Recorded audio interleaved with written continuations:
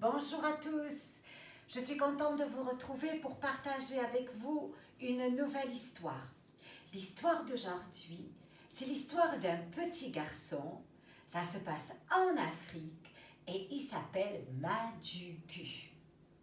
Alors, je pense que cette histoire, ça va rappeler quelque chose à deux de mes copines qui s'appellent Marie-France et Danielle. Et oui les filles, c'est pour vous cette histoire, ça va vous rappeler certainement des super souvenirs, n'est-ce pas?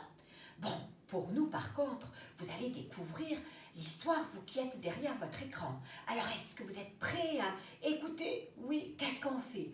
On ouvre grand ses oreilles, grand ses yeux et chut, plus un bruit. Et le Kamishibai va commencer.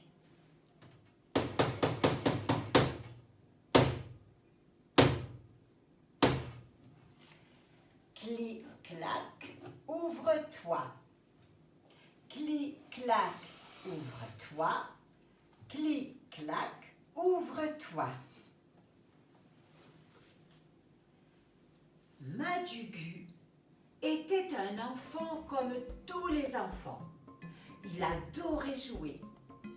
Mais un jour, en jouant, il s'est blessé la jambe. Et comme ça faisait mal, très mal, Madugu boitait tout le temps, appuyé sur un bâton. La blessure sur sa jambe lui faisait si mal qu'il se mordait les lèvres. Il avait déjà pris des feuilles d'un arbre épineux pour se soigner. C'était sa maman qui lui avait dit de faire ça. Il paraît que cela guérissait. Bon, il espérait que cela s'améliore. Mais sa jambe lui faisait encore plus mal. Madugu, en voyant de loin la maison des missionnaires, poussa un grand soupir. Ah! Madugu savait que dans la maison des missionnaires, il y avait des tas de médicaments. Mais voilà, ils étaient chrétiens. Et Madugu se dit, dans mon village, nous ne devrons pas laisser ces chrétiens nous toucher. Pourtant, Madugu savait que certains de ses amis étaient venus chez les missionnaires et ils avaient été guéris. Il a pensé, oh, ces missionnaires sont comme des anges ici sur la terre. Une fois même, Madugu avait vu un missionnaire qui traversait le village. Et vous savez quoi? Il avait un livre qui parlait. Oui, vous entendez bien, un livre qui parlait. Il y avait une page d'or dessus. Alors il se dit, peut-être que si je me rendais chez les missionnaires, je pourrais voir ce livre ou même le prendre. Au bout d'un moment, il se dit, c'est bon, j'irai. C'était une route étroite, longue et rocheuse. Madugu marchait très lentement. Sa plaie brûlait comme un feu. De temps en temps, il s'arrêtait. Enfin, dans l'après-midi, il arriva chez les missionnaires.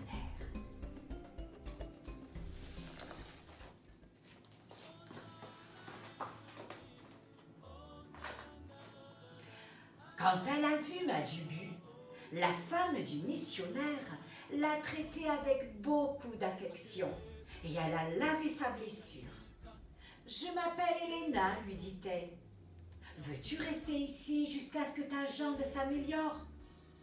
Madugu ne lui répondit pas. Il la regarda avec méfiance.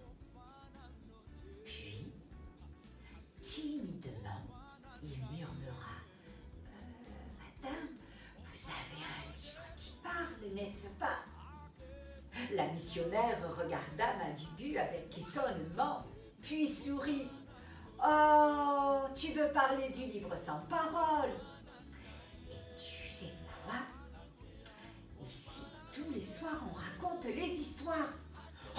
Oh, mais il y a même une page en or, a déclaré Madugu, et puis en plus de ça, elle brille.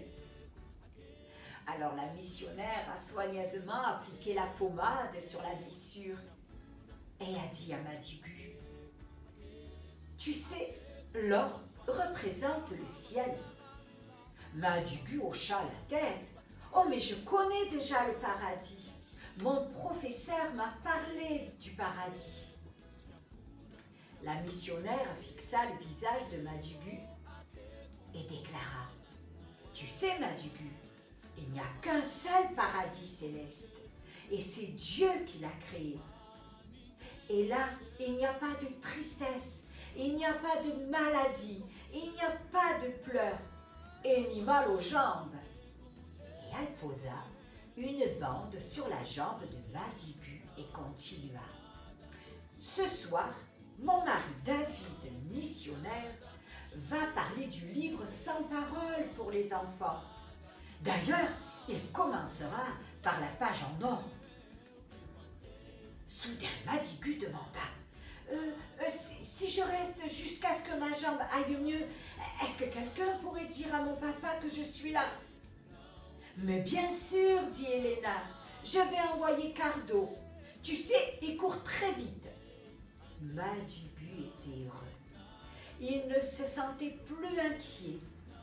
Et puis, il avait hâte que la nuit arrive pour apprendre davantage sur le livre.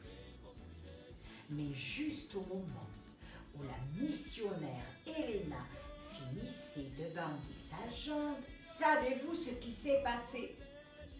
Madigu a vu les enfants arriver. Oh, il avait peur de tout rater. Alors, il bougeait. Elena comprit son trou. Et elle lui dit, « T'inquiète pas, Madigu, je me dépêche. » Dès qu'elle eut fini de faire le bandage, Madigu rejoignit les enfants.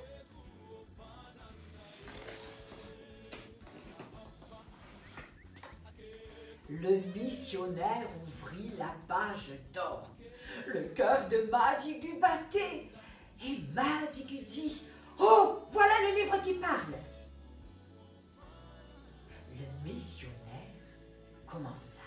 « Écoutez ce que Jésus nous dit dans la Bible à propos du ciel.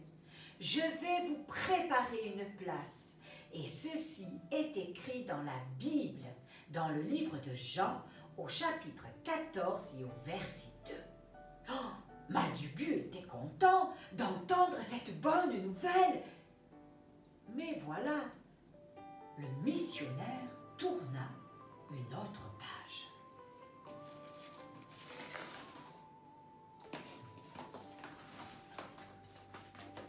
Cette page était complètement noire. Alors le missionnaire David continua. « Vous voyez les enfants, cela représente les cœurs sans Christ. Cela représente le péché et le mal. » Et puis il s'est arrêté un moment. Et il a repris. « Le péché ne peut pas entrer au paradis. » Madigu pensa alors à tant de mauvaises choses qu'il avait faites. Le missionnaire tourna la page à nouveau.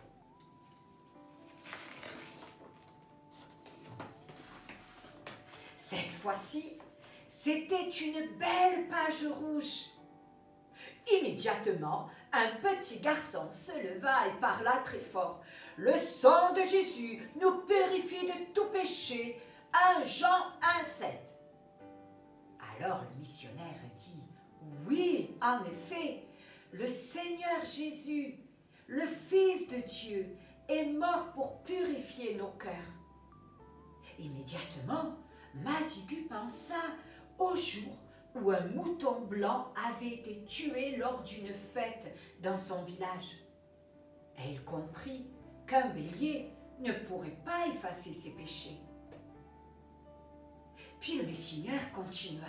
« Jésus est retourné au ciel pour nous préparer une place. » Madigu se pencha en avant et plein de trouble s'exclama. « Mais vous avez dit qu'il était mort !» Les enfants autour ont ri doucement de Madigu. Alors le missionnaire David dit, oui, Jésus est mort, mais il est ressuscité. Jésus est vivant pour toujours. C'est pourquoi sa mort peut nous sauver. Et il tourna une autre page.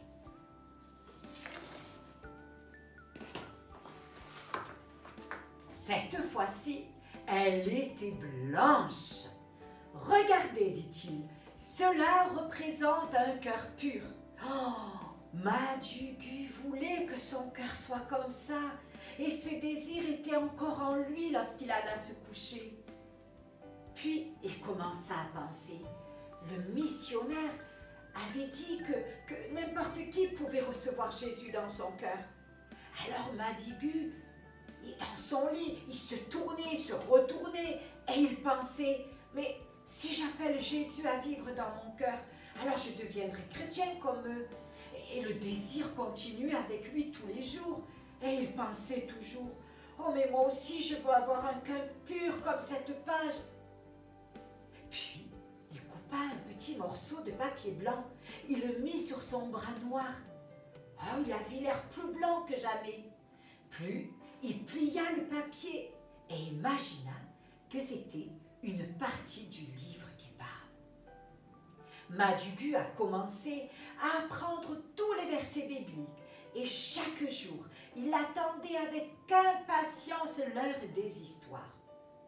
Un soir, le missionnaire a dit, « Jésus attend que chacun de vous vienne à lui. Il veut nous pardonner et rester proche de chacun de nous. Nous pouvons venir à lui en tant qu'amis, car il est notre ami. C'est le meilleur ami que nous puissions avoir. »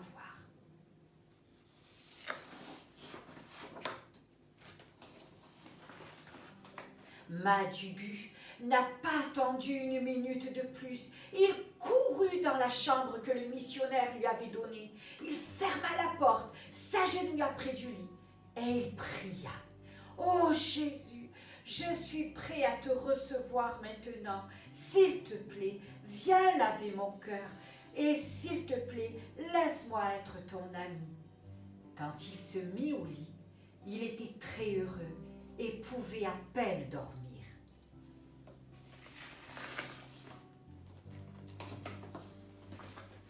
Un jour, Madugu remarqua que la porte du bureau du missionnaire était ouverte. Il aperçut le livre sans parole sur la table. Alors Madugu y rentra tout doucement sur la pointe des pieds et il prit le livre. Oh, c'était la première fois qu'il touchait ces pages colorées. À ce moment-là, il entendit un bruit derrière lui. Il se retourna rapidement. Oh, c'était le missionnaire qui le regardait. Oh, Madugu fut effrayé de voir le missionnaire et dit, « Oh, monsieur le missionnaire, je regardais ce livre, c'est tout. » Le missionnaire lui sourit et dit, « Mais ne t'inquiète pas, Madugu. Je voulais te dire que comme ta jambe est guérie, tu peux rentrer chez toi demain. »« Hein? Demain ?» cria Madugu. « Oh, mais Madugu, dit au missionnaire, je ne veux pas rentrer à la maison. » Madugu savait très bien que s'il partait, il ne pourrait plus entendre les belles histoires de la Bible et voir les couleurs qui parlaient. Le missionnaire comprit. Il s'approcha de Madugu, prit doucement le livre, retourna le livre, puis il le redonna à Madugu et lui dit, « Je veux te donner ce livre afin que tu puisses raconter son histoire dans tout ton village. »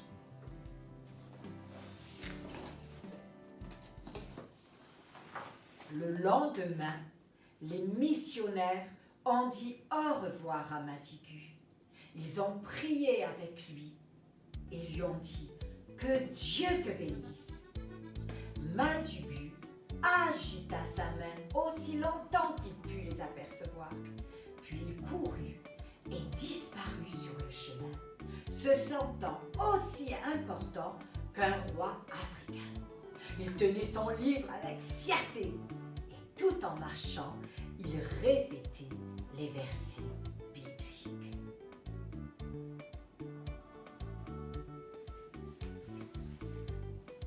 Clic, clac, ferme-toi. Clic, clac, ferme-toi. Clic, clac, ferme-toi. Ah, pour aujourd'hui, l'histoire, elle est finie. Mais l'histoire de Madigu n'est toujours pas finie. Est-ce que vous voulez connaître la suite, ce qui va se passer? Quand Madigu va rentrer à sa maison? Oui. Comment on va l'accueillir? Vous voulez savoir tout ça? Eh bien, je vous donne rendez-vous à la semaine prochaine pour avoir la suite de l'histoire. Au revoir les enfants et à la semaine prochaine pour la suite de Madigu. Au revoir.